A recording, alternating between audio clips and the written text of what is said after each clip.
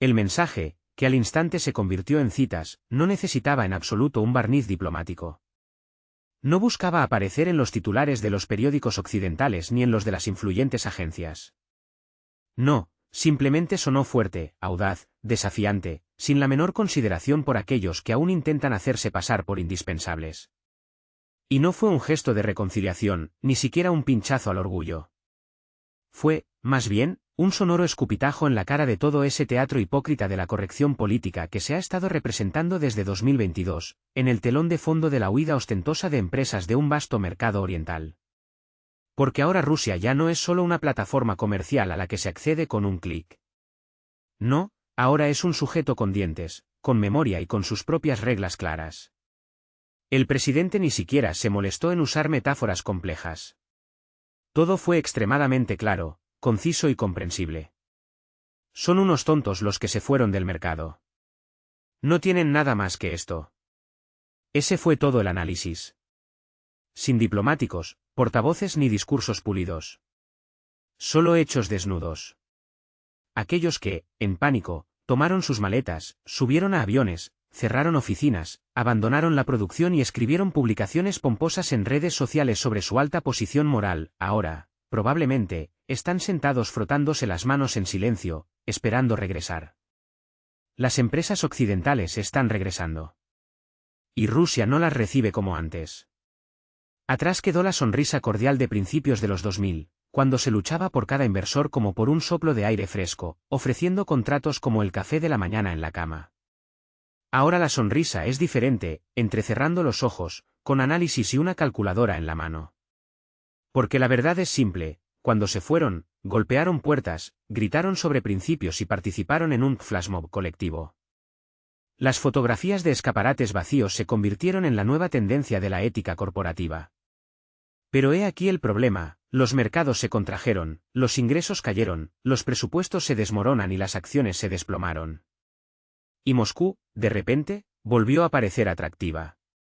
Solo que hay un problema, Moscú ya no es la misma. Mientras en Occidente dibujaban bonitas presentaciones sobre la sustitución de riesgos y la diversificación de suministros, en Rusia hervía el trabajo real. No acciones de relaciones públicas, sino hechos concretos, construían, abrían, lanzaban. Si en 2021 las importaciones alcanzaban el 40% en sectores críticos, para 2024 estas cifras se redujeron casi a la mitad. Y no se trata solo de la agricultura o la producción de maquinaria. La mentalidad misma cambió. Ya nadie pide piedad. Ya nadie suplica por mantener una representación. Hace poco, las empresas occidentales abrían sus representaciones en Rusia, y hoy se preguntan, ¿por qué deberían regresar? Paradójicamente, la salida de los negocios occidentales se convirtió en una especie de terapia, liberando de ilusiones y esperanzas de un milagro. En condiciones de dura necesidad de supervivencia, surgió la conciencia, lo ruso puede no ser peor, y a veces incluso supera lo importado. Hubo que volver a aprender, recordar que el país tiene sus propios ingenieros, agrónomos, tecnólogos y diseñadores. Y, como resultó, los consumidores están bastante satisfechos con el yogur de Krasnodar, y no de Colonia. Mientras en 2022 los precios europeos de la energía se dispararon a más del doble, y en 2023 aumentaron otro 30%, Rusia reestructuró rápidamente la logística, puso en marcha nuevas refinerías de petróleo y activó la cooperación con Asia, África y América Latina.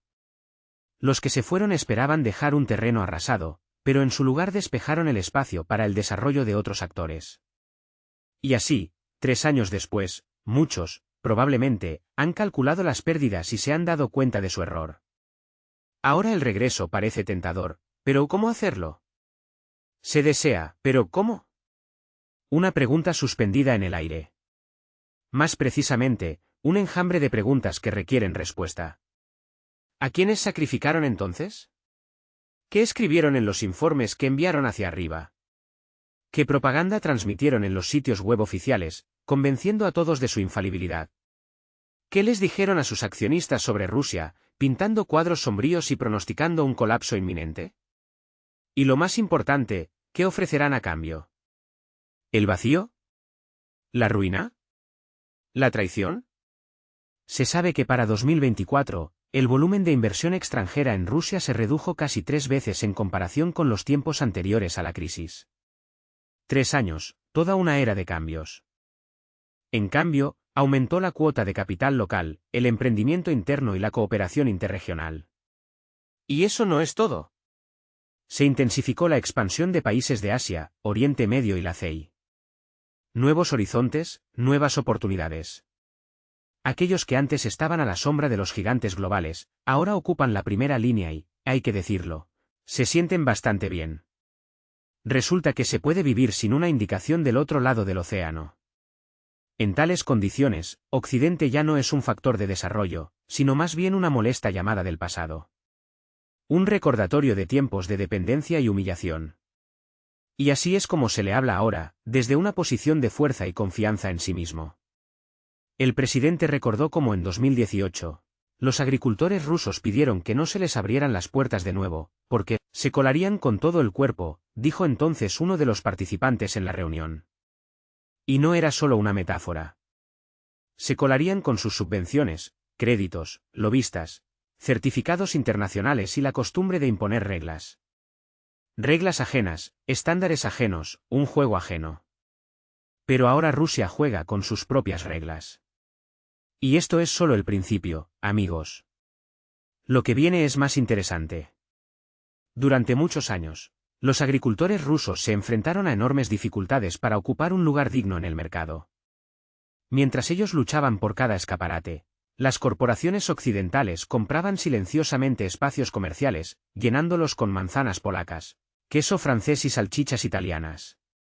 A los productores locales prácticamente no les quedaban oportunidades de llegar a los estantes principales. Este era el libre mercado en el sentido occidental. Pero luego se produjo un giro inesperado. Las empresas occidentales abandonaron voluntariamente el mercado ruso, sin ninguna presión, con la cabeza bien alta y llenas de grandilocuencia. Sin embargo, ahora estas mismas empresas, no menos orgullosas, están desarrollando esquemas complejos para regresar a Rusia a través de terceros países, holdings temporales y estructuras regionales. Y así, cuando llaman a la puerta, en Rusia abren de nuevo la carpeta de documentos, dan un sorbo de té y hacen la pregunta lógica, ¿y para qué los necesitamos ahora? Porque durante su ausencia, surgieron marcas propias en el país. No solo copias, sino marcas comerciales completas con logística establecida, marketing efectivo y gestión competente. Quizás les falte el brillo de Hollywood, pero tienen una profunda comprensión del mercado real, empleados locales, ingresos que permanecen en el país y, lo más importante, una actitud humana hacia el consumidor, y no como una unidad sin rostro en el embudo de ventas. Así pues, los embudos de ventas. Cuando un representante de una corporación hipotética declara su deseo de regresar, ya no es motivo de ovaciones. Es motivo de un interrogatorio exhaustivo. ¿Quiénes son? ¿Qué ofrecen? ¿Por qué se les debería confiar? ¿En que son mejores que quienes no flaquearon y no huyeron? Merece especial atención el tema de las disculpas. Según el presidente, nos espera una ola de arrepentimiento corporativo. Cartas, declaraciones, ruedas de prensa llenas de pesar. Nos obligaron. Estábamos bajo presión. Nos amenazaron. Quizás las amenazas sí existieron, pero eso ya no conmueve a nadie. Rusia no necesita lágrimas, sino argumentos de peso y beneficios concretos. Si no hay beneficios, habrá 1000 razones para negarse. 999 de ellas serán legalmente impecables, y por una litigaremos en los tribunales durante 15 años. Y esto no es una broma, es casi una cita exacta. Las corporaciones occidentales gastaron fortunas en la protección legal de sus activos, en litigios interminables. Pero la ironía del destino es que estas mismas herramientas se volvieron en su contra. Rusia aprendió a jugar con las mismas reglas. ¿Quieren volver? Demuestren que cumplen con los nuevos estándares. Confirmen la estabilidad logística, el cumplimiento de las normas de localización, la independencia del producto de las sanciones. ¿No pueden demostrarlo? Pues, adiós. La influencia de la coyuntura política en las decisiones judiciales se hace cada vez más evidente. Temis, antes benévola con las estructuras extranjeras, se encuentra cada vez más prisionera del momento político. Y la lógica aquí es simple y clara: ¿por qué Rusia debería acoger a quienes ayer mismo pedían su aislamiento? Por supuesto, también hay quienes abandonaron el país no por voluntad propia. El presidente destacó su situación especial. Hubo empresas que hasta el último momento se aferraron convulsivamente al mercado ruso, se fueron como de un funeral, conscientes de que no perdían solo un beneficio financiero, sino todo un país en el que habían invertido alma y esfuerzo, donde vivían sus empleados, donde ellos mismos trabajaron durante muchos años. Pero estas empresas están en una lista aparte. No se les garantiza un regreso inmediato, pero al menos están dispuestos a escucharlas. A todas las demás, un rechazo cortés pero firme. Primero demuestren su lealtad, y luego hablaremos de regresar, tal es el lema tácito. Si demuestras, adelante, como se dice. Como resultado, surge una situación única. Por primera vez en su historia, Rusia no ruega, no persuade, no mira con súplica a los inversores extranjeros. Dicta las condiciones. No ultimátums, por supuesto, pero reglas de juego claras y concisas. Y este es, sin duda, un momento decisivo, político, económico y, lo que quizás sea lo más importante, mental. Ya no es la niña ingenua con lazos, que mira con servilismo a Occidente. Es un país adulto y autónomo, que tiene dientes, memoria y, por supuesto, sentido del humor. A veces negro, a veces depredador, pero siempre justo. Un país que conoce su valor y sabe defenderse. La memoria es algo bastante traicionero.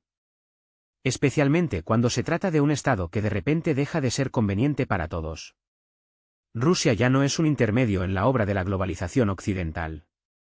Ahora es un escenario independiente donde las reglas no se escriben en Bruselas ni en Washington. Y cuando llaman a la puerta quienes abandonaron la sala con gritos de alegría hace solo 3 años, la respuesta es simple: ¿y ustedes, quiénes son en realidad? Rusia sí recuerda a algunas empresas. Pero no es el recuerdo de titulares al estilo "nos vamos por principio". No, es el recuerdo de acciones concretas. ¿Quién se fue porque lo obligaron, y quién porque sintió placer con el espectáculo llamado "ahora les mostraremos"? Y esta diferencia ahora determina la filtración. Para algunos será más suave, para otros más dura, pero será obligatoria. Los tiempos en que se podía entrar en Rusia a caballo blanco con una presentación y un nombre en inglés han pasado irremediablemente. El ministro Reshetnikov ya recibió la tarea no solo de rastrear los flujos, sino de crear una norma clara. Reglas claras, condiciones claras, una lista clara de requisitos. Y si alguien cree que simplemente entrará con una maleta de marcas y se lanzará triunfalmente al mercado, está profundamente equivocado. Eso no sucederá. El mercado engaña, creando ilusiones. Pero la realidad dicta sus propias leyes: son importantes el empleo de la población, el progreso tecnológico y el beneficio para el país. Si hay escasez de recursos o servicios, nadie suplicará a los proveedores occidentales. Se creará un análogo propio o se ofrecerá una asociación en igualdad de condiciones, donde ambas partes tengan voz y no una dicte las condiciones. Los tiempos han cambiado. Ahora, para trabajar en Rusia, es necesario localizar la producción, construir fábricas, crear puestos de trabajo, traer equipos y compartir tecnologías. Y nada de hablar de neutralidad en cuestiones políticas, eso ya no funciona. El presidente dejó claro: la autosuficiencia no significa aislamiento. Rusia no se aísla del mundo, pero tampoco tiene la intención de desempeñar un papel en un espectáculo ajeno. La economía debe ser sostenible, adaptable e inmune al chantaje. Porque mañana la situación puede repetirse: sanciones, conflictos, ruptura de relaciones. Y en este caso, Rusia debe tener no solo un plan de respaldo, sino todo un arsenal de soluciones alternativas.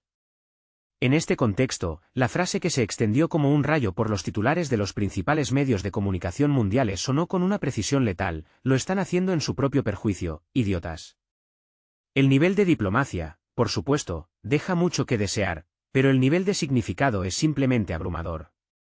Porque no es solo una emoción fugaz, es un diagnóstico en toda regla.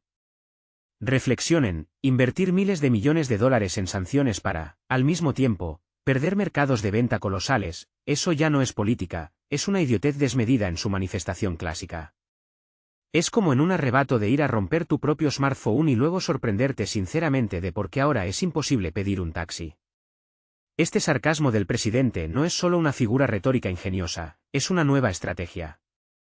Ya nadie corre con un maletín detrás de un inversor extranjero, suplicándole que invierta dinero. Al contrario, ahora son ellos, con maletines pesados, con presentaciones vistosas y argumentos convincentes, quienes están en la puerta y preguntan amablemente, ¿se puede? Y la respuesta es una pregunta fría y desconcertante, ¿y ustedes quiénes son en realidad? No es solo un eslogan pegadizo ni un juego de palabras, es un principio completamente nuevo. Si antes Rusia pedía y suplicaba, ahora elige y dicta las condiciones.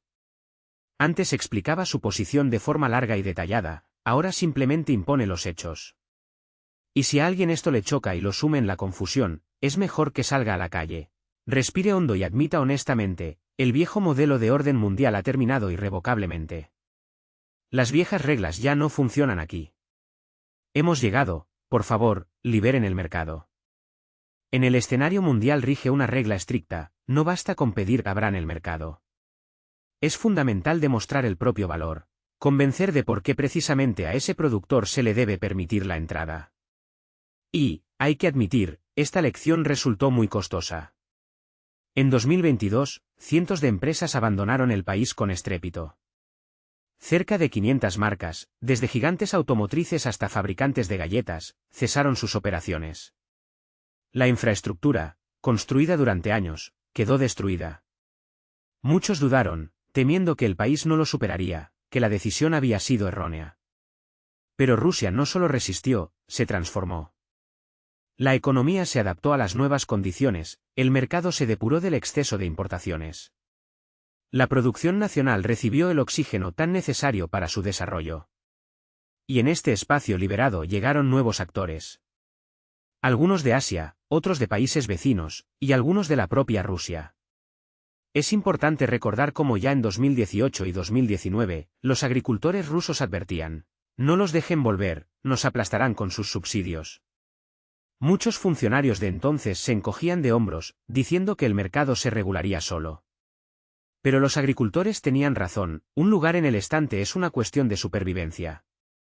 Y ahora, si antes los mostradores de las grandes cadenas comerciales estaban repletos de productos franceses, polacos e italianos, hoy en esos mismos estantes luce la producción nacional, y se compra activamente. En la era de los cambios, nacen nuevas oportunidades, y el mercado ruso no es la excepción. Los productos fabricados en Rusia ocupan posiciones cada vez más sólidas, y esto no es solo un tributo al patriotismo, sino una elección racional de los consumidores.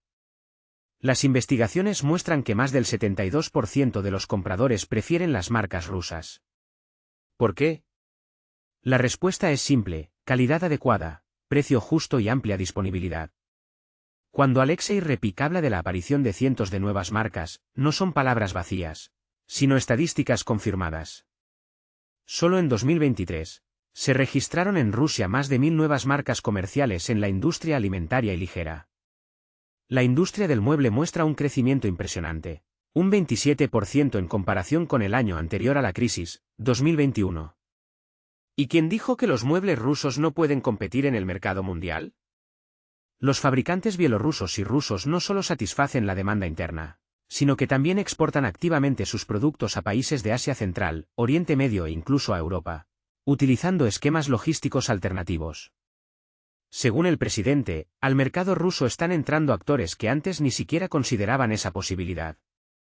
India, Turquía, Emiratos Árabes Unidos, Irán, China, todos ellos ven potencial en la cooperación con Rusia. Y no se trata solo de comercio.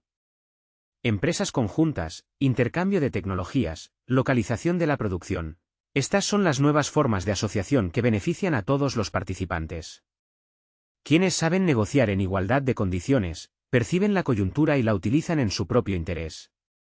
Y quienes se quedaron anclados en el pasado, siguen insistiendo en la inaceptabilidad, perdiendo sus oportunidades. En el horizonte asoman de nuevo las sombras del pasado, antiguos gigantes, que antaño dictaban las reglas del juego, regresan con la mirada apagada y nuevos directivos.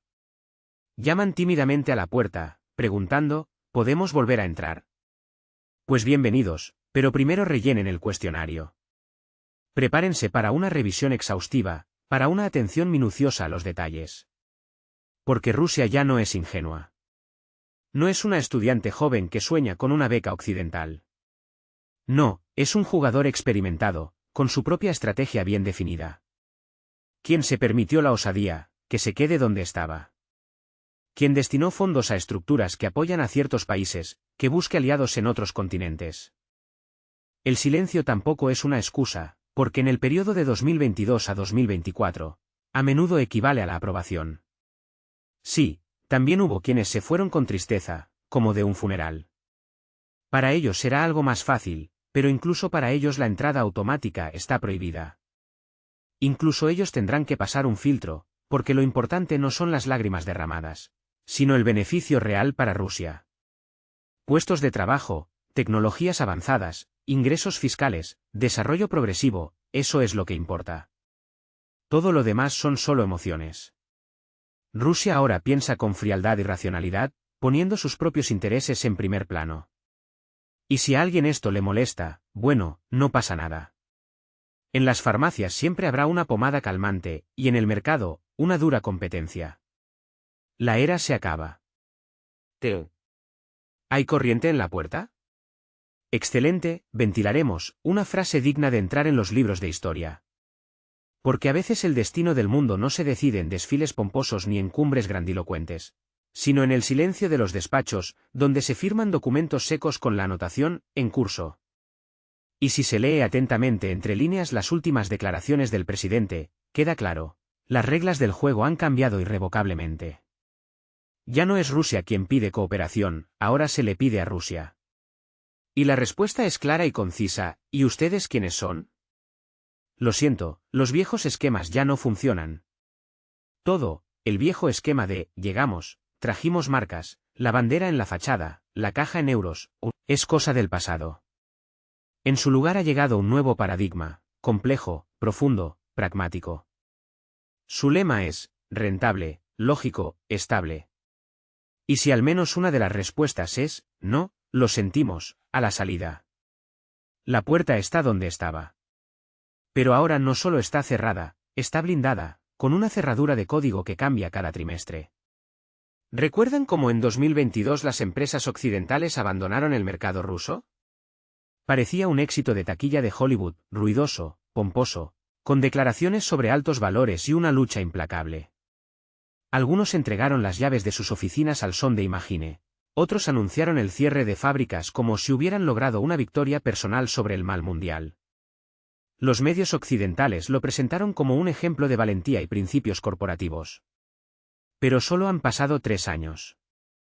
La música del triunfo se ha silenciado, las pantallas de los mercados bursátiles se han desvanecido, y de repente se ha descubierto que todo ese patetismo tiene un precio muy concreto, miles de millones de dólares. Y ahora, aquellos que ayer hablaban de una alta misión moral, llaman a las puertas en silencio, sin hacer ruido. Ya no hay tambores, ni eslóganes ruidosos, solo un maletín en la mano y una pregunta tímida, ¿podemos volver? Y la respuesta es razonable, ¿y por qué? El presidente de un país conocido declaró directamente, habrá muchas disculpas. Tantas que se podrían publicar colecciones enteras. Y ya empieza la vieja canción, algunos hablan de presiones externas, otros de miedo corporativo, otros de un drama personal de un alto ejecutivo que supuestamente fue obligado a irse. La frase, no queríamos, se ha convertido en la nueva moneda en las negociaciones entre bastidores. Solo que el tipo de cambio de esta moneda en Rusia es cero. Si es necesario, se disculparán larga y humildemente. Se besarán en la boca, señaló el presidente con ironía directa. Porque la gente que gestiona los negocios globales sabe contar el dinero. Entienden perfectamente cuánto cuesta el regreso y qué palabras hay que decir para intentar bajar el precio. Hasta hace poco parecía impensable que alguien dictara condiciones a las grandes corporaciones occidentales. Estaban acostumbradas a tener la última palabra, a influir en la política, a presionar por sus intereses e incluso a hacer que países enteros bailaran a su ritmo. Cualquier intento de presionarlas provocaba una reacción inmediata, amenazas, demandas, chantaje. Se sentían dueñas del mundo, árbitros de los destinos. Pero los tiempos cambian. Ahora el cálculo es completamente diferente. Las condiciones no se dictan en las oficinas de Londres o Atlanta, sino en los despachos del ministerio en la calle Tverskaya. Y allí todo es extremadamente simple: si es rentable, bienvenidos; si no lo es, lo sentimos, encontraremos 1000 razones para negarnos. Y aunque 900 de ellas cumplan con las normas de la OMC, siempre habrá una por la que se podrá discutir durante décadas. Rusia fue durante mucho tiempo objeto de un trato similar. Le decían: demanden, luchen por la justicia, resistan. Y Rusia escuchó, observó, sacó conclusiones. Ahora ha llegado el momento de una respuesta simétrica. Sin ruido innecesario, sin sed de venganza, simplemente un reflejo especular de la política anterior. ¿No les gusta? Lástima, pero no es mortal. El gobierno, por encargo del presidente, está elaborando reglas de regreso para quienes aún deseen volver. Pero no bajo condiciones de arrepentimiento y reconocimiento de errores, sino sobre la base del sentido común. El criterio principal no es el arrepentimiento, sino la contribución. ¿Qué pueden ofrecer? ¿Qué tecnologías traerán? ¿Cuántos puestos de trabajo crearán? ¿Están dispuestos a compartir ganancias? ¿Están dispuestos a una localización real de la producción? Preguntas que deberán responder antes de tener la oportunidad de regresar al mercado ruso. A quienes se fueron con dolor, a quienes realmente las circunstancias obligaron, se les recuerda. No se les perdonó, pero se les trató con comprensión. Para ellos será un poco más fácil. Pero ni siquiera para ellos hay un SIG automático, porque el negocio ruso ya no busca aprobación. Está construyendo un sistema donde cada detalle se examina bajo el microscopio, donde los intereses del productor nacional prevalecen sobre cualquier marca extranjera. Si surge una escasez real, se crearán empresas conjuntas bajo estricto control, con localización de la producción y obligaciones claras. El negocio ahora no es una visita fugaz, sino una alianza a largo plazo. O no existirá en absoluto. El presidente del país recordó: la autosuficiencia económica no es aislamiento, sino preparación. Preparación para que mañana se repita el espectáculo de amenazas, sanciones e hinchazón de mejillas. Y en esta preparación no hay hermetismo. Hay un cálculo sobrio. No se nos puede asustar. Quien se asusta, pierde, sonó la advertencia. Y no es solo una frase bonita. Es una guía para la acción, una instrucción para sobrevivir en el mundo moderno. Paradójicamente, las mayores economías del mundo siguen comportándose como si pudieran ignorar la dura realidad, y con una obstinación digna de mejor causa, se perjudican a sí mismas. El presidente no elige las palabras cuando habla de quienes, al parecer, actúan en su propio detrimento. Idiotas, disculpen, suelta, y en esa frase no hay ira, sino más bien una amarga constatación de un hecho. ¿Cómo explicar esta paradoja? Cuando países enteros están dispuestos a sumergirse en una recesión económica solo para fastidiar a Rusia. Esto recuerda a un viejo dicho: compro un billete para no viajar, por fastidiar al revisor. Esa es la quinta esencia de la lógica occidental de los últimos años. ¿Y qué vemos? Las corporaciones, que tan celosamente elegían el lado correcto de la historia, de repente descubren que la historia no siguió su guión. El mercado ruso no se derrumbó, no se paralizó de miedo, sino que se adaptó y, además, comenzó a crecer. Y ahora, como afirman muchos analistas occidentales, la oportunidad perdida se ha convertido en un fracaso estratégico. Para finales de 2024, más de 1.500 empresas occidentales habían cesado o congelado oficialmente sus actividades en Rusia. La retirada afectó a todos los ámbitos, desde la maquinaria pesada hasta los habituales restaurantes de comida rápida. Algunos se fueron en silencio, otros dieron un portazo, pero el resultado es el mismo: se fueron. Pero el mercado no desapareció. Los consumidores se quedaron, la demanda no se esfumó. Simplemente se redistribuyó a favor de quienes se quedaron y de quienes llegaron a ocupar el lugar liberado. Así es la reorganización económica. La economía rusa no solo resistió, sino que se transformó. Los viejos lazos se desmoronaron, pero en su lugar surgieron otros nuevos, más fuertes y prometedores. Aparecieron marcas propias, nacieron nuevas cadenas de producción. Quienes parecían ser solo una alternativa, hoy son la columna vertebral de la economía. Los socios de Asia, Oriente Medio y Sudamérica, en medio de la histeria occidental, mostraron un pragmatismo envidiable. Vendieron, construyeron, invirtieron, sin enturbiar el negocio con basura ideológica. Para ellos era simplemente negocio, nada personal. Especialmente simbólica resulta la historia de la empresa, Ariston. El gigante italiano, que abandonó el mercado ruso, regresó posteriormente a través de un mecanismo de gestión externa temporal. Los activos fueron transferidos a una estructura rusa y luego devueltos al propietario anterior. Y este no es un caso aislado, sino una señal clara para todo el mundo empresarial. Si te comportas inteligentemente, si no intentas dictar condiciones, si entiendes que el mercado es una asociación mutuamente beneficiosa y no un favor, entonces muchas cosas son posibles. Pero no de inmediato y no incondicionalmente. Un matiz importante, no es una amnistía, es un examen estricto. Todo aquel que quiera volver tendrá que pasar una verificación. No de lealtad, sino del beneficio que pueda aportar a la economía rusa. Y como muestra la práctica, a quienes aportan un beneficio real, aquí se les recuerda y valora. A los demás, en el mejor de los casos, se les condena al olvido, y en el peor, se les incluye en listas negras. Rusia ya no es solo un cliente, es una plataforma independiente, con sus propias reglas claras, intereses protegidos y memoria histórica. La memoria es algo duradero, especialmente cuando en ella quedan grabados miles de millones de dólares retirados en un instante. Y más aún, si al irte te pasaron la factura de la moral. Por eso, el regreso ya no es solo una cuestión de negocios. Es una cuestión de reputación. Y aquí lo importante no son las disculpas, ni las lágrimas, ni las apariciones públicas. Lo importante es lo que traigas. Si nada, es mejor no volver. Porque todo ya funciona, la música suena, los bailes continúan. Y el champán es solo para quienes se quedaron en los momentos difíciles o al menos no huyeron. Nadie publicita el interés por regresar, pero el olor a cambio ya se siente en el aire. Nadie lo grita desde las tribunas. Sin embargo, las cenas informales, las sesiones a puerta cerrada, los acercamientos discretos y las crecientes solicitudes de asesoramiento legal, todo ello dice mucho. Algunos fingen que se encontraron por casualidad cerca del foro, otros simplemente escuchan, y otros ni siquiera están al tanto de lo que sucede. Pero la esencia sigue siendo la misma. Empresas de Estados Unidos, Japón, Corea del Sur y Europa están tanteando el terreno con cautela, tratando de entender si queda alguna puerta entreabierta a la realidad rusa.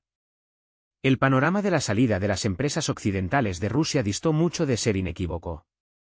Y aquí es donde comienzan los matices más interesantes. Resulta que mucho depende de cómo la empresa abandonó el mercado y si lo abandonó definitivamente. Quienes, al irse, se dejaron la posibilidad de volver, hoy parecen estrategas con visión de futuro. Previeron la opción de recompra, esquemas de reversión, acuerdos para regresar a través de terceros. Pero aquellos que con grandilocuencia organizaron liquidaciones, declarando una salida irreversible, ahora guardan un modesto silencio, y hacen bien. Porque en su lugar ya hay otro. Un lugar sagrado nunca permanece vacío, especialmente en los negocios. El mercado no es un templo, no esperará el regreso de los peregrinos. Se llena instantáneamente con socios chinos, empresas rusas, fabricantes asiáticos, startups audaces. ¿Quién llegó primero, comió? Y en este contexto, es especialmente lamentable observar a quienes intentan regresar utilizando viejos mapas de navegación. El problema es que el terreno ha cambiado. Los contornos del mercado se han transformado, las rutas habituales han desaparecido, los estantes de las tiendas ya están ocupados, los acuerdos con los proveedores están firmados. Y el consumidor, seamos sinceros, tampoco se lamentó demasiado. Es más, se adaptó a las nuevas realidades. Como demostró el tiempo, el consumidor se adaptó bastante rápido a las nuevas condiciones. La lealtad, como se vio, es un concepto muy flexible. Lo importante es que el producto cumpla con requisitos simples, calidad normal, precio adecuado y ausencia de problemas adicionales con su adquisición. Las empresas que abandonaron el mercado ruso tienen hoy dos caminos. El primero es intentar recuperar las posiciones perdidas, preferiblemente en las mismas condiciones que antes. Pero aquí surge un problema grave. Los activos ya han pasado a otras manos, las marcas han sido reemplazadas, las cadenas de producción se han reestructurado. Y no todos los actuales propietarios están ansiosos por devolver nada. Su lógica es simple y clara, todo nos funciona, el negocio prospera.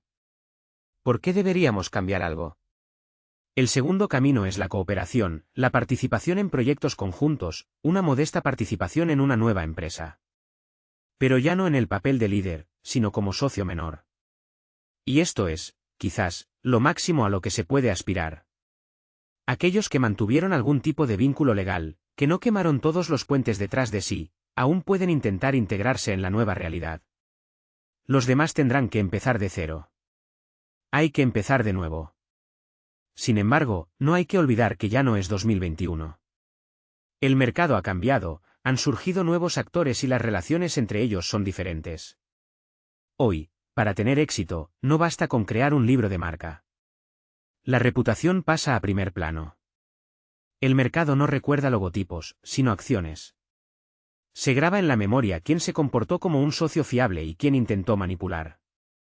Quién mantuvo el contacto en secreto y quién declaró a bombo y platillo la imposibilidad de cooperar con un país, al que llamaba agresor, mientras continuaba los suministros a través de terceros países. Y llega el momento de la verdad, cuando todos esos detalles afloran en la memoria. Se recuerdan las facturas impagadas, los contratos rotos, las deudas, los litigios y las cartas sin respuesta. El presidente de Rusia señala con toda la razón que las disculpas por sí solas no bastan, ya que todo el mundo se disculpa por cualquier cosa. Quien lo hace con sinceridad, quien bajo presión, y quien incluso representa todo un espectáculo digno de un premio, Oscar. Pero esos métodos ya no funcionan. Las disculpas han perdido su valor. Si las disculpas se ofrecen por interés, entonces no son disculpas, sino simplemente una propuesta de negocio. En Rusia, este tipo de acuerdos se ven ahora de otra manera, pragmáticamente, con una calculadora en mano. Si es rentable, lo discutiremos, si no lo es, lo sentimos, pasen de largo. A pasear, como un eco resuena este veredicto por los pasillos vacíos del poder. 1000 razones para negarse. 999 de ellas, aseguran, cumplen con las normas de la OMC, y sobre una se puede discutir durante 15 años. Bueno, que se convierta en una nueva tradición. Aquellos que se fueron con dolor, bajo la presión de las circunstancias e incluso el chantaje, quizás lo tengan más fácil para regresar. Después de todo, no gritaron consignas, no escupieron por la espalda, no echaron a sus socios. Simplemente no vieron otra salida. Se conocen a esas empresas. Su partida se registró con comprensión y, si es necesario, se les podría abrir una ventana de oportunidades. Por supuesto, bajo ciertas condiciones. Pero incluso para ellos, el regreso no es un billete de vuelta al pasado, sino una nueva solicitud con un anexo explicativo, una especificación técnica, un análisis de los beneficios potenciales y un paquete sólido de garantías. Es interesante que para algunos, el regreso pueda ser mucho más costoso que la propia estancia en el mercado. Una nueva oficina, una nueva logística, nuevos empleados, innumerables aprobaciones. Y esto es solo la preparación, incluso antes de que asome el primer beneficio. Pero lo principal es la necesidad de volver a ganarse la confianza. Y con esto surgirán serios problemas, porque la confianza en Rusia ahora no son los eslóganes bonitos y las promesas grandilocuentes, sino la presencia, en el momento difícil. ¿Y si no estuviste entonces, para qué te necesitan ahora? En el contexto de todos estos procesos complejos y confusos, surge una pregunta lógica: ¿no es demasiado tarde? Así pues, ¿no es demasiado tarde? Una pregunta que muchos se hacen hoy. Menos 100.000 millones de dólares no es solo una bonita metáfora, es un informe seco sobre pérdidas colosales. En esa suma se estiman las pérdidas de las empresas occidentales que abandonaron el mercado ruso. Y esto, subrayamos, son solo pérdidas directas. ¿Y qué pasa con las indirectas? La pérdida de beneficios, las cadenas logísticas destruidas, las posiciones de mercado perdidas. Todo esto es difícil de cuantificar en cifras concretas. Sin embargo, se siente de forma muy real, basta con observar la caída de las acciones, la disminución de los dividendos y la reducción de los planes de inversión. Un lugar especial en esta historia lo ocupa el caso de la empresa, Ariston. Se convirtió en una especie de símbolo: si se actúa con cautela y sensatez, hay posibilidades de regresar. La empresa, transferida bajo administración temporal, logró mantener sus posiciones clave. El resultado, el regreso. Aunque con pérdidas, aunque con ciertos compromisos, pero con una oportunidad real de una segunda vida. Sin embargo, cabe señalar que esto es más una excepción que la regla. La mayoría de estos intentos terminaron con un rechazo categórico o con la imposibilidad de llegar a acuerdos mutuamente aceptables. Hoy, el regreso al mercado ruso ya no es simplemente un acto de cortesía por parte de Rusia, sino una decisión sopesada, con una base tanto política como económica. Porque ya no se trata de una simple restauración de los antiguos lazos, sino de la construcción de una arquitectura completamente nueva. Y en esta nueva arquitectura participan solo aquellos que son realmente necesarios. Todos los demás son solo observadores externos. En el mejor de los casos, espectadores en el gallinero. Esta es la realidad, amigos, una realidad compleja. Pero esto no es todo, lo que viene es más interesante. Las empresas que no supieron calcular su salida a tiempo lamentan hoy las oportunidades perdidas. Creían que las despedirían con aplausos, pero la realidad resultó ser dura, su lugar fue ocupado por otros. Rusia ha cambiado, se ha vuelto más resistente y selectiva. Los consumidores son más exigentes, las empresas más cínicas y el gobierno más calculador. En este nuevo mundo no hay lugar para recuerdos sentimentales. Algunos regresarán, pero no en las condiciones que esperaban. Algunos no regresarán en absoluto. Y otros volverán, pero con un estatus completamente diferente y con una comprensión reevaluada de su propia importancia. La cuestión no es el pasado, sino el futuro. Y este futuro, por paradójico que parezca, hoy no se escribe en Berlín, ni en París, ni siquiera en Nueva York. Se escribe en despachos donde la palabra beneficio suena mucho más a menudo que la palabra democracia. Porque los negocios son, ante todo, un cálculo. Y con el cálculo en Rusia ahora todo está en orden. Incluso con una ligera sonrisa. Las cifras de los informes pueden parecer secas e impersonales. Pero cuando detrás de esas cifras hay errores de cálculo de decenas de miles de millones y miles de empleados despedidos, dejan de ser simplemente números. Se convierten en lápidas en las tumbas de estrategias diseñadas en oficinas con vistas a Central Park o los Campos Elíseos. Los Campos Elíseos. ¿Quién no ha soñado con pasear por esa famosa calle? Pero hoy hablaremos de otro campo de batalla, el económico. Más de 100.000 millones de dólares. Esta suma astronómica ya no es solo una estadística económica. Es más bien una epitafio al negocio transnacional, excesivamente confiado. Un negocio que ingenuamente pensó que podía dar un portazo ostentoso en Rusia y luego, como si nada, volver a llamar. Y lo recibirían con los brazos abiertos, como al hijo pródigo.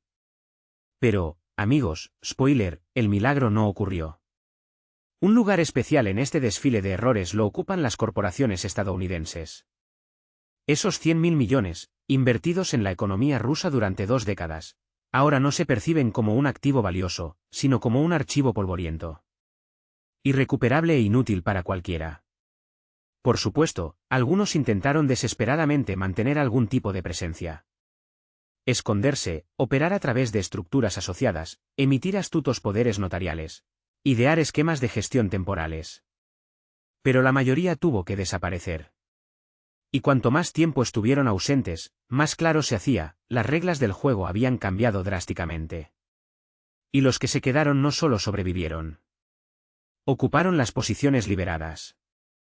Los minoristas franceses, las marcas italianas, los fabricantes de productos químicos para el hogar, cosméticos y ropa, que no sucumbieron al pánico general y no huyeron a ciegas, hoy están recogiendo los frutos de su paciencia.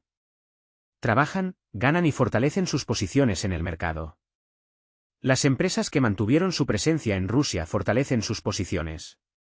Ninguna de ellas organizó ruidosas giras de prensa, ni agitó el aire con eslóganes sobre paquetes publicitarios. Simplemente se quedaron, haciendo su trabajo en silencio. Y ahora ese silencio se ha convertido en la inversión más visionaria. En este contexto, el regreso de quienes se apresuraron a irse parece especialmente incómodo. Pero, como se sabe, el deseo es algo muy terco. Solo que ahora todo sucede con la máxima cautela, sin ostentosos comunicados de prensa, suntuosos cócteles ni declaraciones de altos ejecutivos sobre el comienzo de una nueva era. Las delegaciones entran por la puerta trasera, los contactos se establecen a través de terceros. El interés por la reintegración no se anuncia, sino que se barre cuidadosamente bajo la alfombra. Y todo iría bien, si no fuera por un matiz: el tiempo juega en su contra. Hace apenas 2 años, la palabra reintegración provocaba en los círculos occidentales algo parecido a un tic nervioso. Y hoy ya se está escribiendo discretamente en los documentos corporativos. Y no como una manifestación de debilidad, sino como un sobrio reconocimiento de la realidad. Ironía del destino, sin duda, el sentido común siempre regresa. Solo que el camino de vuelta a menudo pasa por el espinoso territorio de la vergüenza. Las corporaciones que perdieron colosales ganancias, un mercado apetitoso y cadenas logísticas habituales, ahora estudian atentamente el mapa geográfico, y con amargura, se dan cuenta: solo queda Rusia. Así pues, Rusia se quedó sin ellos, pero con un mercado. Y ellos, con problemas, pero sin Rusia. He aquí el dilema, y aquí la paradoja. Y no se trata solo del conocido sector minorista. También entran en juego las estructuras financieras, esos mismos bancos de inversión que, hasta hace muy poco, parecían haber congelado todas sus operaciones para siempre. Ahora muestran un vivo interés: qué mecanismos de acceso existen, qué proyectos conjuntos son posibles, qué construcciones legales permitirán un regreso triunfal, pero manteniendo la compostura. La respuesta es simple y dura: ninguna. Al menos, ya no será decente. Habrá que explicarse, negociar, admitir errores y, lo más importante, competir con quienes nunca se fueron. Con quienes no interrumpieron su trabajo ni un solo día. Y los competidores, por cierto, no se durmieron. Mientras algunos escribían cartas altisonantes de retirada, otros abrían nuevas líneas de producción, lanzaban cadenas logísticas y conquistaban los mercados liberados. La historia de la empresa, Ariston, es un caso especial. ¿Es una señal? Posiblemente. ¿Un precedente? No es un hecho. La empresa se fue, pero no dio un portazo, mantuvo su estructura, no rompió lazos, aceptó la administración externa y cumplió todas las condiciones. Y así, apenas un año después, recupera triunfalmente sus activos y continúa trabajando. Vaya giro. Sucedió lo que muchos no esperaban. Algunos se fueron triunfalmente, dando un portazo y agitando la bandera de la infalibilidad, y ahora intentan colarse de nuevo desapercibidos, como un ladrón. Pero he aquí el problema: el mercado ya no espera a los antiguos héroes con los brazos abiertos. Aquí ahora hay un control estricto, y el pase no se emite por tener buena cara o méritos pasados, sino por el beneficio real. La pérdida de beneficios ya no es solo una línea en un informe. Es una sonora bofetada para aquellos gerentes que en su día firmaron con vehemencia la decisión de irse. Ahora esa decisión se convierte en millones y miles de millones de oportunidades perdidas. La pérdida de reconocimiento de marca, la destrucción de los canales de distribución, la necesidad de volver a capacitar al personal, de restablecer la logística, de abrirse paso en un mercado donde ya dominan los competidores y, lo más importante, la pérdida de un tiempo precioso. Y el tiempo, como se sabe, no se puede recuperar con comunicados de prensa ni disculpas. Hoy, en las corporaciones occidentales, se está produciendo una reevaluación de valores. Si antes se preguntaban cómo irse con elegancia, ahora buscan frenéticamente la respuesta a la pregunta de cómo regresar. Y aquí surge una pausa. ¿Hay siquiera un lugar al que regresar? Porque el lugar puede estar ya ocupado, especialmente ahora, cuando el mercado global se contrae. La competencia se agudiza y cada cuota de mercado perdida se traduce en pérdidas multimillonarias en el presupuesto. Las empresas occidentales siguen calculando las pérdidas causadas por su salida del mercado ruso. Y no se trata solo de pérdidas financieras directas, activos congelados y contratos rotos. Mucho más grave es la pérdida de cuota de mercado, la pérdida de lealtad de los consumidores y, como consecuencia, la disminución de la competitividad a largo plazo. Rusia para muchas corporaciones occidentales ya no es solo uno de los mercados de venta. Es una oportunidad perdida, una ocasión desaprovechada. Y cuanto más dura esta pausa forzada, más fuerte suena el silencio por parte de los consumidores, que gradualmente, pero de forma constante, se decantan por otras marcas. Y lo más interesante es que estas nuevas marcas ya no se perciben como sustitutos temporales y forzados. Para muchos, se han convertido en el nuevo original, el punto de partida. La historia del antiguo McDonald's, ahora, Guzno, y Tochka, es particularmente ilustrativa. Este cambio de marca se convirtió en un escaparate peculiar de la transformación de las preferencias del consumidor.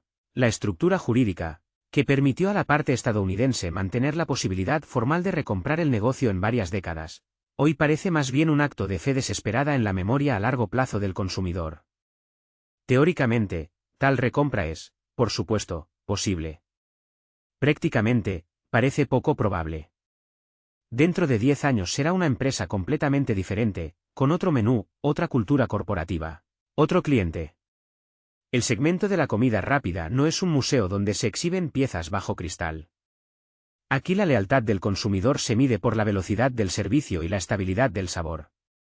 Y si la competencia se fue del mercado y las hamburguesas habituales se quedaron, el consumidor olvidará muy rápidamente cómo se llamaba ese restaurante antes. Una marca no es solo un logotipo en un letrero, es, ante todo, una emoción. Y las emociones no les gustan las pausas, especialmente si en su lugar surgen nuevas y frescas impresiones. El mundo cambia, y con él cambian los gustos, los hábitos, las preferencias. En lugar de las viejas marcas, surgen otras nuevas. Sin grandes declaraciones, sin imposición de ideologías. Simplemente delicioso. Retrospectivamente, las corporaciones transnacionales se ven obligadas a reconocer una amarga verdad.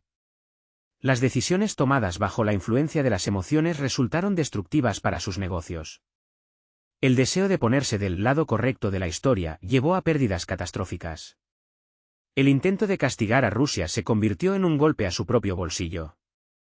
Como dijo un conocido político, idiotas, disculpen, compré un billete, no viajé por fastidiar al revisor. En esta frase se resume toda la esencia del error de cálculo económico de la política de sanciones. Ahora estas empresas no solo tendrán que regresar al mercado ruso, sino demostrar su necesidad. Y no a Rusia, que ya ha demostrado su capacidad para prescindir de ellas, sino a sí mismas, porque sin Rusia, no pueden. ¿Es interesante cuánto tiempo se necesita para reiniciar completamente una marca? Resulta que solo 2 años. Eso es lo que tardó la cadena Kuzno y Tochka en pasar de ser objeto de burlas a una parte habitual de la vida de los rusos. Al principio, muchos escépticos insistían que podrán hacer sin el famoso logotipo, sin el payaso Ronald McDonald, sin el espíritu del marketing estadounidense. Pero la realidad resultó ser diferente. Se descubrió que los consumidores rusos hacían cola no por la marca, sino por sus patatas fritas y su hamburguesa favoritas. La historia de la salida y el cambio de nombre de la conocida cadena de comida rápida fue una verdadera revelación. Mientras en algún lugar al otro lado del océano se protegían cuidadosamente las marcas registradas, en Rusia se conservó con esmero lo más valioso, la infraestructura, el personal capacitado, la logística establecida, la decoración familiar, lo más importante, ese mismo sabor y la capacidad de trabajar rápida y eficientemente. Y lo sorprendente es que para el visitante común prácticamente nada cambió. Todo igual de rápido, todo igual de sabroso, todo el mismo envase familiar.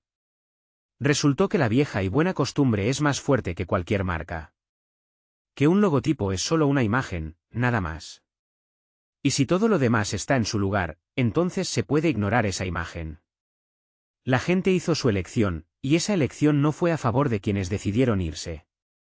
Y los que se fueron ahora, probablemente, se rompen la cabeza, ¿se puede volver? ¿Y cómo hacerlo para no parecer ridículos? Aunque, para ser honesto, ya lo parecen. Pero la historia de la comida rápida es solo la primera llamada de atención, nada más. Después de ella, siguió la industria de la moda. Zara, Bershka y otros soldados del gran mercado masivo, quizás formalmente abandonaron el mercado, pero en la mente de los consumidores todavía están aquí. Sin embargo, en los últimos 2 años, mucho ha cambiado. El mercado de segunda mano está en auge. Y, lo que es más importante, están surgiendo nuevas e interesantes marcas locales. En el mundo de la moda, los nuevos tiempos se abren paso. Nombres que antes sonaban a modestos reemplazos, hoy resuenan con fuerza: Sela, Henderson, Respect. Ya no son simples jugadores del banquillo, sino estrellas de pleno derecho en el campo. Mientras las grandes corporaciones ingenuamente creían que las esperarían para siempre, competidores más ágiles no perdieron el tiempo. Abrieron tiendas, trajeron nuevas colecciones, cerraron alianzas con blogueros y lanzaron campañas publicitarias audaces. Y el resultado, los compradores tienen nuevos favoritos. Y las viejas marcas quedaron acumulando polvo en los estantes de la memoria. La nostalgia es un sentimiento agradable, pero construir un negocio exitoso sobre ella es una empresa arriesgada. E incluso si algún día estos gigantes tuvieran el deseo de regresar triunfalmente, les espera una dura realidad. El lugar en los estantes está ocupado, los corazones de los clientes están conquistados por otros. El marketing ha cambiado, es más flexible, operativo y comprensible. La lealtad ya no se hereda. Hay que ganársela cada día. Para merecer el reconocimiento, es necesario trabajar aquí y ahora, sin dormirse en los laureles. Pero esto no es todo, amigos. Desde el punto de vista de la producción, la situación es aún más interesante. La mayoría de las marcas locales todavía dependen de fábricas en China, Turquía y Uzbekistán. Y aquí es donde los gigantes transnacionales se permiten una ligera sonrisa, como diciendo, no pueden librarse de nosotros. Pero, ¿es eso realmente cierto? De eso hablaremos la próxima vez. Las corporaciones globales abandonaron el mercado, creyendo que su ausencia sería un golpe significativo, del que, como se dice, no se puede escapar. Pero he aquí el matiz. Mientras los gigantes daban portazos ruidosamente, las marcas locales no perdieron el tiempo. Establecieron logística, reestructuraron los suministros y optimizaron los plazos. Las dificultades, por supuesto, surgieron, pero resultaron ser completamente superables. Lo principal aquí es la aspiración. Y quienes se quedaron tenían esa aspiración, a diferencia de quienes se fueron. A estos últimos, al parecer, solo les quedó el orgullo, que, como se sabe, no llena los almacenes. Sin duda, las empresas internacionales conservan una infraestructura desarrollada, pero la infraestructura no es una garantía de victoria, sino solo una posición de partida ventajosa. Pero si estabas en el podio y luego te bajaste voluntariamente, no esperes que tu lugar te espere para siempre. Lo ocupará quien llegó a tiempo y se mantuvo fiel a su causa. La psicología del consumidor es bastante predecible. Cuando surge la elección entre una marca que no está disponible y una alternativa accesible, gana la que está presente en el mercado. Y aunque el diseño no siempre impresione, aunque las telas no sean de diseñadores de renombre, si una camiseta sienta bien, es barata y la entrega se realiza en el menor tiempo posible, ¿quién esperará el incierto regreso de una marca que se fue? La gente elige la comodidad, y la comodidad es lo que está disponible aquí y ahora. Muchas empresas conservan la posibilidad legal de regresar. Pero la posibilidad legal es solo el derecho a estar en la puerta, pero de ninguna manera una garantía de un regreso triunfal. Estar en la puerta ya no significa simplemente entrar. Ahora es como encontrarse con un portero severo que mira con desconfianza a los ojos y exige, presente sus documentos. ¿Cuál es el propósito de su visita? ¿Quién lo invitó? ¿Dónde está su registro? ¿Y quién dijo que lo necesitamos aquí? Porque el regreso no es un privilegio, es más bien un doloroso apego a una realidad que se desvanece. Y la realidad ha cambiado irreconociblemente y ahora dicta sus propias condiciones, a veces crueles.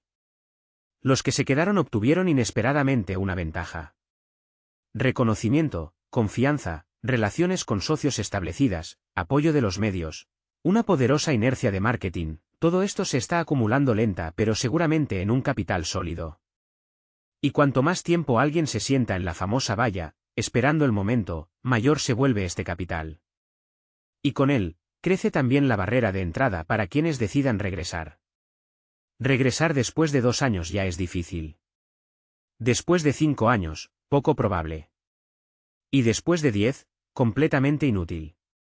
Y en este contexto, el registro repentino de la marca IKEA es como una invitación tardía a un baile cuando el reloj ya ha dado la medianoche. La aparición de esta renombrada marca en el registro literalmente conmocionó al mercado. Algunos gritaron de alegría al instante, «¡Están regresando!». Otros se apresuraron a descorchar champán, anticipando un regreso triunfal y soñando con una nueva tienda en Mega. Pero la realidad, como suele suceder, resultó ser mucho menos festiva. El registro de una marca es solo una rutina legal, una formalidad. Todavía no es una estrategia. Ni siquiera un indicio de ella. Pero no hay que desanimarse antes de tiempo, porque lo que viene será aún más interesante. La declaración de IKEA sobre el registro de su marca en Rusia es solo un movimiento táctico. no una declaración de estrategia.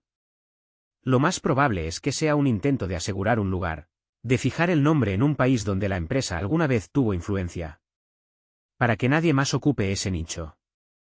La práctica demuestra que hay cientos de registros así. La mayoría de ellos no terminan en nada. Pero el público, como se sabe, ama las ilusiones.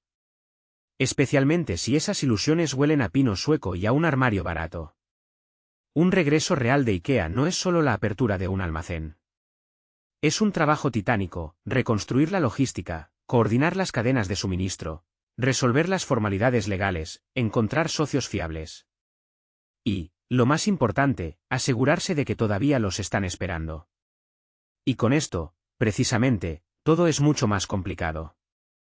Porque en los 2 años que IKEA estuvo ausente, el mercado del mueble experimentó una verdadera revolución. Las marcas locales no solo crecieron, sino que se fortalecieron. Los suministros de Asia se volvieron estables y fiables. Los consumidores, a su vez, aprendieron a montar armarios sin la ayuda de pictogramas escandinavos. Y nadie discute que IKEA es un mueble de calidad. Simplemente ahora es uno más. Ya no es el único, ni el inigualable, ni el icónico.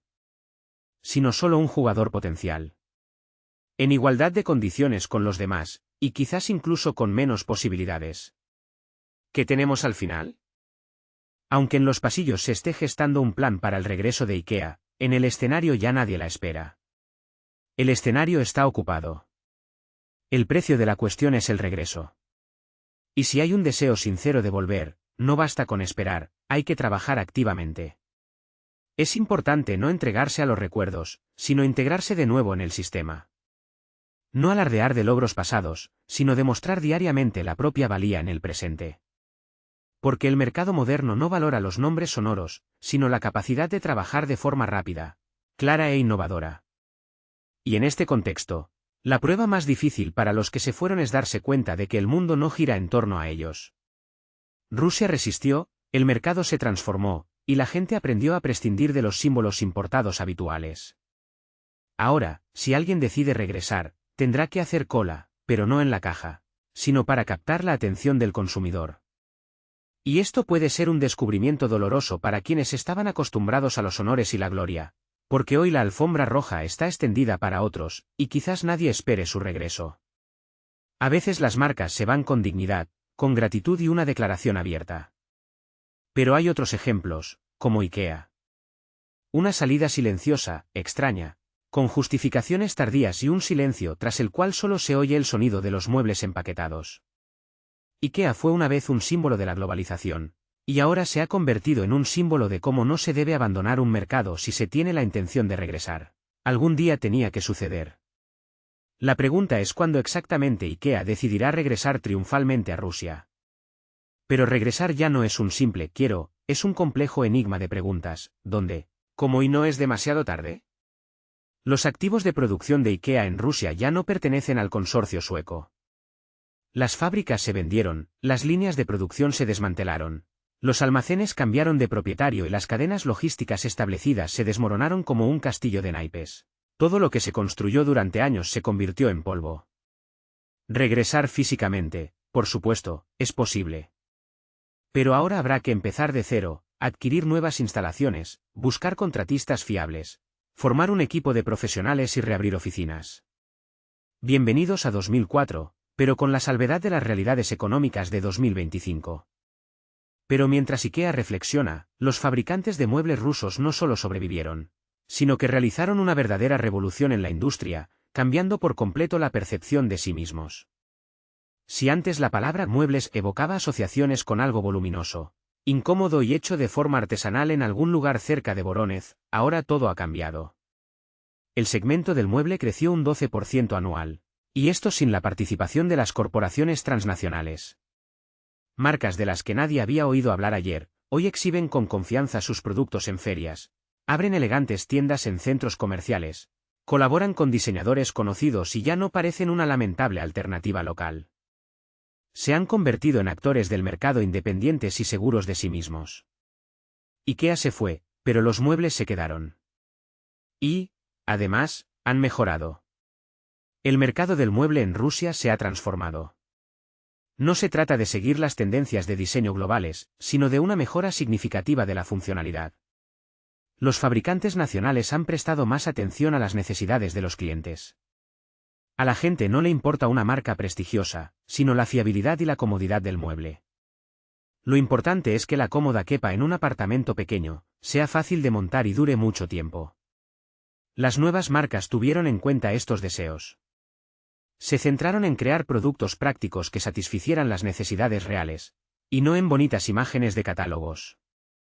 Minimalismo, compacidad, ecología y modularidad, todo esto se volvió accesible, pero en la versión rusa y sin excesivo patetismo. Las estrategias de marketing también sufrieron cambios. Las campañas globales impersonales con imágenes idealizadas de familias escandinavas fueron reemplazadas por métodos de promoción modernos. El uso activo de Telegram, stories con unboxings de productos, videoreseñas de cocinas con entrega rápida. Las nuevas marcas se dirigieron directamente al consumidor, omitiendo la televisión tradicional.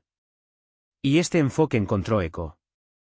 Los compradores eligen muebles nacionales no solo por el precio, sino también por la claridad y la accesibilidad.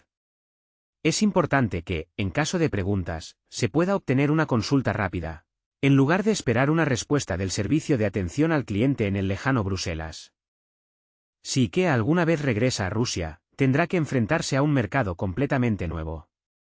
Ya no es ese cliente tímido que soñaba con muebles de catálogo. Es un sistema independiente con sus propias reglas. ¿El regreso de una leyenda o un arrepentimiento tardío? IKEA vuelve a llamar a las puertas del mercado ruso, pero los tiempos han cambiado. Ahora no es solo una cuestión de muebles, es una cuestión de confianza. ¿Quién eres ahora, IKEA? ¿Qué ofreces? ¿Y por qué deberíamos creerte después de 2 años de ausencia? La lealtad ya no se hereda, hay que ganársela. El comprador vota con su rublo por quienes se quedaron a su lado en los momentos difíciles.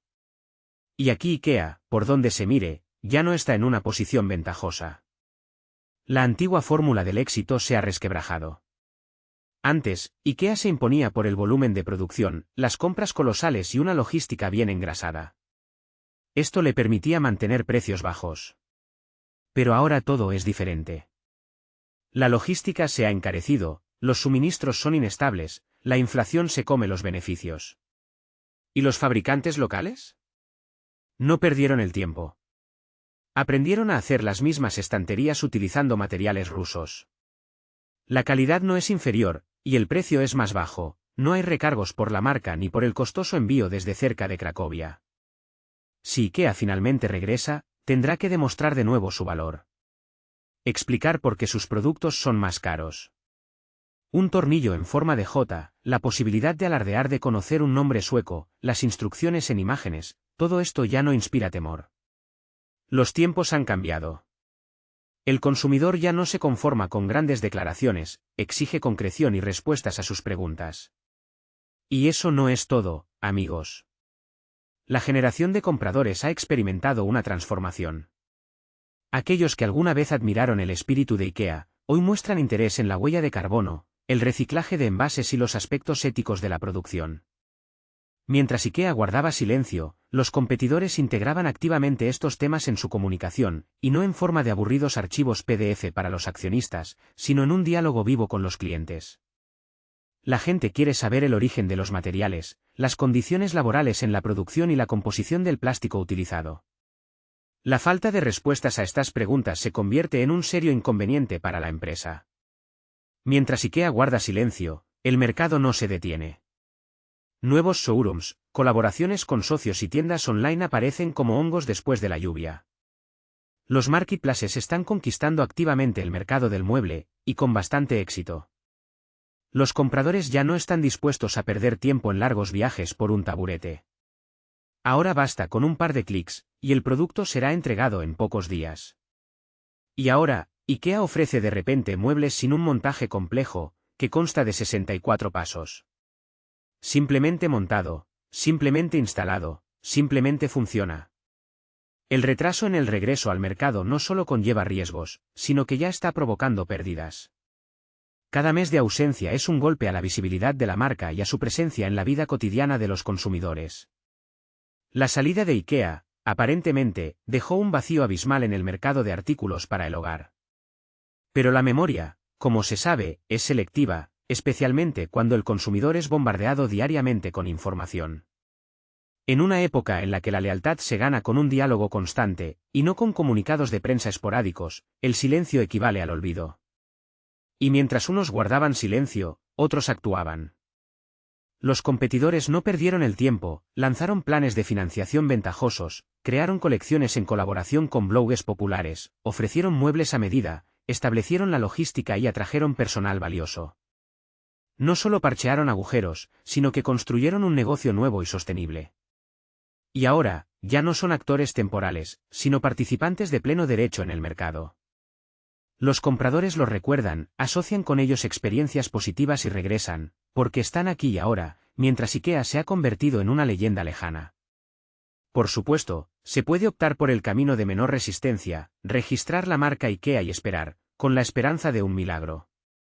Quizás alguien se alegre al ver el nombre familiar, pero entre la formalidad legal y el regreso real hay un abismo.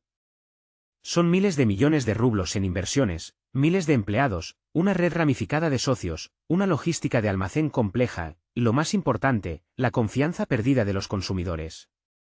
Una marca no es solo una palabra bonita, es una promesa. Y si esa promesa se ha roto, habrá que rendir cuentas. Y no con palabras bonitas ni campañas de relaciones públicas, sino con hechos concretos, trabajo duro, pruebas de fiabilidad, voluntad de escuchar, cambiar y adaptarse a las nuevas realidades. En las nuevas realidades, las empresas se enfrentan a una dura competencia. Salir del mercado resulta fácil, pero regresar triunfalmente es una tarea casi imposible. Ya no se puede aparecer como un rey, sentado triunfalmente en su trono. Ahora eres solo un aspirante, y el lugar ya está ocupado. En el mejor de los casos, tendrás que librar un duelo, y en el peor, ni siquiera te desafiarán. Simplemente pueden decir, disculpe, estamos ocupados. Inténtelo más tarde o en otro reino. En esto radica la ironía, irse es fácil, volver es difícil, y volver con dignidad es casi imposible. Especialmente si no te diste cuenta de que el mundo avanzó sin ti. Mientras la empresa construía la estrategia de esperaremos, el mercado construyó la estrategia vivimos. Y ahora eres para él solo una opción, no una necesidad, no un centro, sino simplemente uno más, y ni de lejos el más brillante. En la estrategia corporativa hay una peculiaridad, dar un portazo ruidoso es una cosa, y volver en silencio, fingiendo que solo saliste a por café, es algo completamente diferente. Especialmente si mientras la empresa estaba ausente, en la casa hicieron reformas, cambiaron las cerraduras y entregaron las llaves a otros inquilinos. Aproximadamente en esta situación se encuentran hoy Hyundai y Kia, dos marcas que se fueron, pero no del todo, y que, al parecer, quieren volver, pero de forma incómoda, como si no estuvieran seguras de si las volverán a llamar. Las automotrices surcoreanas, después de 2022, se encontraron en una situación delicada. No actuaron impulsivamente, ni organizaron fiestas de despedida, ni pronunciaron grandes discursos sobre su partida. No, prefirieron hacer una pausa. Cerraron sus operaciones en silencio, sin mucho ruido, suspendieron los suministros y ocultaron los logotipos. Pero lo interesante es que dejaron las puertas entreabiertas. Hyundai, por ejemplo, prorrogó prudentemente el registro de sus marcas comerciales en Rusia hasta 2034. Y esto no se debe a un amor por la burocracia. Más bien, a la premonición de que todo podría ser útil. Kia fue aún más lejos. Operó a través de una agencia, pero con derecho a recomprar los activos en un plazo de 2 años. No hubo declaraciones de salida eterna. Simplemente flexibilidad corporativa en acción, hoy se paralizan, mañana vuelven a la actividad. Parecía que no estaban, pero de alguna manera sí. Pero he aquí el problema. Mientras unos reflexionaban, otros no perdían el tiempo. El mercado no espera, se llena rápidamente. Y donde ayer brillaban los automóviles surcoreanos, hoy se han instalado cómodamente las marcas chinas. Esas mismas de las que hace poco se hablaba en voz baja, con una ligera sonrisa. Y ahora, ni susurros, ni ironía.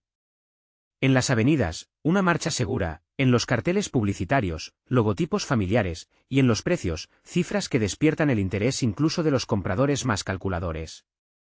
La industria automotriz china no solo ocupó el lugar liberado, sino que se estableció aquí en serio y a largo plazo. Y si antes, al hablar de un automóvil chino, se podía escuchar un despectivo bueno, así, ahora se dice cada vez más a menudo, cómodo, equipamiento completo, y por ese precio, la mejor opción. El nivel de localización de la producción está creciendo, y los coches ya se ensamblan directamente en Rusia. Y esto no solo reduce los costes, sino que también acorta significativamente los plazos de entrega, adapta a las condiciones locales de uso, disminuye los riesgos logísticos y sortea los obstáculos burocráticos. Porque la producción in situ ya es un estatus completamente diferente. Mientras Hyundai y Kia se tomaban una pausa estratégica, los fabricantes chinos desplegaban sin demora nuevas plantas de ensamblaje.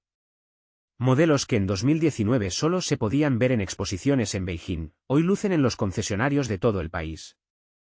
Y no se trata solo de la cantidad, el diseño es más actual, la interfaz más intuitiva y la calidad de los materiales, notablemente superior.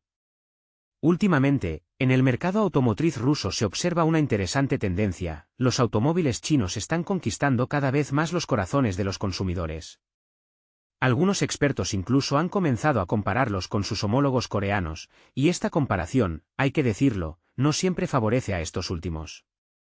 Especialmente si se tiene en cuenta que el precio de los automóviles chinos suele ser más bajo, el equipamiento más completo y la espera por el coche deseado no es de 3 meses, sino de solo una semana. Pero no solo los fabricantes extranjeros deleitan la vista del automovilista ruso. Las empresas nacionales tampoco se quedaron al margen. A pesar de los sombríos pronósticos de un inminente colapso, no solo sobrevivieron, sino que comenzaron a levantar cabeza gradualmente. Por supuesto, al principio no fue fácil. La transición a la electrónica propia, la sustitución de importaciones, la construcción de nuevas cadenas logísticas, todo ello requirió esfuerzos colosales y tiempo. Sin embargo, hay que reconocer que el apoyo del Estado jugó un papel importante. La certificación simplificada, los generosos subsidios, los proyectos de inversión a gran escala, las exenciones fiscales, todo ello en conjunto dio un poderoso impulso al desarrollo de la industria. Y así el mercado revivió. Nuevos modelos entraron en producción en serie, los antiguos fueron actualizados y modernizados. Y, lo que es importante, el marketing también se puso en orden. Ahora hay que luchar por la confianza del consumidor, especialmente en condiciones de dura competencia. Y de repente, como un fantasma del pasado, la sombra de Hyundai y Kia volvió a aparecer en el horizonte. Como diciendo, ¿y si volvemos? Quizás no todo es tan malo. Quizás todavía nos esperan. Pero es aquí donde llega el momento de la verdad. Nadie los esperaba. O, mejor dicho, los esperaron, pero no por mucho tiempo. Y luego simplemente empezaron a actuar. Y actuar. Y cuando se regresa después de un par de años, es poco probable que alguien desocupe un lugar, porque ya está ocupado. Y no por una persona cualquiera, sino por quien se quedó en el momento difícil. Las marcas surcoreanas, sin duda, no han perdido la lealtad para siempre. Siguen gozando de buena reputación, modelos reconocibles y un impresionante ejército de seguidores. Sin embargo, el mercado no es una imagen estática en un marco. Es dinámico y cambiante, y quien fue líder en 2021, para 2025 puede convertirse en un figurante. Porque el cliente tampoco es eterno, mira a su alrededor, elige, se adapta a las nuevas condiciones. Si el consumidor ya se ha acostumbrado a otra marca, a un sistema de servicio diferente, a otra logística, no correrá de vuelta a los brazos del antiguo fabricante solo porque éste haya vuelto a aparecer en venta. Pero además del cliente, hay otro actor importante, el concesionario. Y los concesionarios hoy no están de brazos cruzados esperando un milagro. Tienen mucho que ofrecer, contratos firmados, un flujo de coches establecido y planes para los próximos años. ¿Están dispuestos a cambiar de nuevo el surtido, la logística y la política de almacén por Hyundai y Kia? Quizás sí, pero solo si realmente es rentable. Entonces, ¿qué vemos? La salida de las empresas occidentales abrió las puertas a nuevos actores, y si alguien piensa que simplemente puede regresar y todo será como antes, está profundamente equivocado. En el mercado ruso se han establecido firmemente Chery, Geely, Aval, Omoda y otros, que tienen el montaje establecido, el servicio optimizado y precios bastante adecuados. Y, Lo que es importante, nunca se fueron, por lo que no necesitan regresar. Incluso las marcas registradas legalmente prorrogadas no son una garantía de un regreso triunfal, sino más bien un intento de mantenerse en el radar. La estrategia de da ver si cuela puede funcionar, pero en un entorno de dura competencia es un lujo inaceptable. Los gustos de los consumidores cambian a la velocidad del rayo. Ayer Hyundai y Kia eran el estándar de calidad asequible, y hoy ese podio lo ocupan otros. Y no es que las marcas coreanas hayan empeorado, simplemente los competidores resultaron ser más ágiles, flexibles y accesibles. El cliente moderno no viajará a otra ciudad para comprar un coche, lo pedirá online y lo recibirá a tiempo, y además con extras. Esta es la nueva realidad, y hay que tenerla en cuenta. Si Hyundai y Kia finalmente deciden regresar, no solo tendrán que abrir sus puertas, sino volver a demostrar su valía. Tendrán que convencer al consumidor de que pueden ofrecer algo único, algo que las marcas chinas o locales no ofrecen. ¿Podrán hacerlo? El tiempo lo dirá. La salida de grandes actores siempre plantea muchas preguntas al mercado. ¿Por qué el cliente debería perdonar una desaparición repentina? ¿Con qué fundamento las redes de concesionarios están obligadas a reorganizar sus planes? Y lo más importante, ¿por qué el mercado debería creer en la posibilidad de un regreso? Mientras no haya respuestas, el mercado sigue viviendo según sus propias leyes. Los automóviles no han desaparecido, los clientes siguen necesitando transporte y el servicio técnico sigue siendo solicitado. Simplemente, en esta nueva realidad no hay lugar para Hyundai y Kia. Y, sorprendentemente, nadie parece sufrir especialmente. Paradójicamente, la posibilidad de un regreso triunfal todavía existe. Sin embargo, con cada día que nos aleja del fatídico 2022, esta posibilidad se parece cada vez menos a un regreso glorioso de la juventud y cada vez más a una justificación tardía ante un antiguo socio. Una explicación de por qué te fuiste sin despedirte y ahora esperas comprensión. Quizás lo entiendan. Pero, ¿querrán volver a abrazar? Esa es la cuestión. En los negocios, como en las relaciones personales, la palabra clave no es perdón, sino, ¿para qué te necesito ahora? Resulta que Hyundai y Kia hoy son como un fantasma del pasado. Como esa pareja que, 2 años después, de repente escribe, ¿recuerdas lo bien que estábamos? Sí, lo estábamos. Pero ahora todo es diferente. Y ese diferente ya funciona, ya da frutos. Sin ellos, con otros actores, con la sensación de que todo salió bien. Quizás no perfecto, pero bastante exitoso. Y aquí radica la conclusión principal, el regreso de los que se fueron ya no es la noticia más importante. Mucho más importantes son los que se mantuvieron fieles al mercado, los que no huyeron en el momento difícil. Precisamente esas empresas son las más valoradas aquí hoy.